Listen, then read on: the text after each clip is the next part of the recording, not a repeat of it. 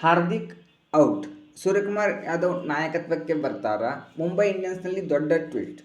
ನಮಸ್ಕಾರ ಸ್ನೇಹಿತರೆ, IPL 2026 ಶುರುವಾಗೋಕೆ ಇನ್ನೇನು ಕೆಲವೇ ದಿನಗಳು ಬಾಕಿ. ಆದರೆ ಮುಂಬೈ ಇಂಡಿಯನ್ಸ್ ಕ್ಯಾಂಪ್ನಲ್ಲಿ ದೊಡ್ಡ ಚರ್ಚೆ ಏನು ಗೊತ್ತಾ? ಹಾರ್ದಿಕ್ ಪಾಂಡ್ಯ ನಾಯಕತ್ವದಿಂದ ಕೆಳಗಡೆ ಇಳಿಬೇಕಾ? ಸೂರ್ಯಕುಮಾರ್ ಯಾದವ್ ಹೊಸ ನಾಯಕರಾಗ್ತಾರಾ?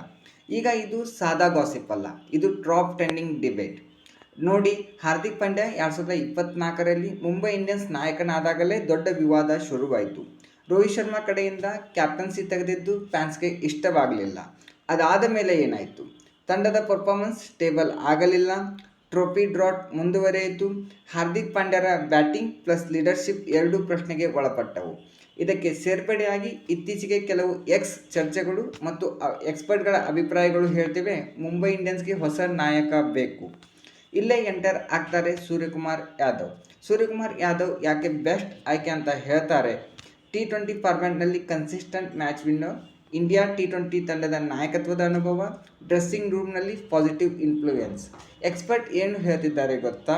ಸೂರ್ಯಕುಮಾರ್ ಯಾದವ್ ಕಾಮ್ ಆಗಿ ಇರ್ತಾರೆ, ಪ್ರೆಷರ್ ಸಿಚುವೇಶನ್ನಲ್ಲಿ ಕೂಲ್ ಡಿಸಿಷನ್ ತಗೊಳ್ತಾರೆ, ಮುಂಬೈ ಇಂಡಿಯನ್ಸ್ ಯುವ ಆಟಗಾರರ ಜೊತೆ ಕನೆಕ್ಟ್ ಆಗ್ತಾರೆ.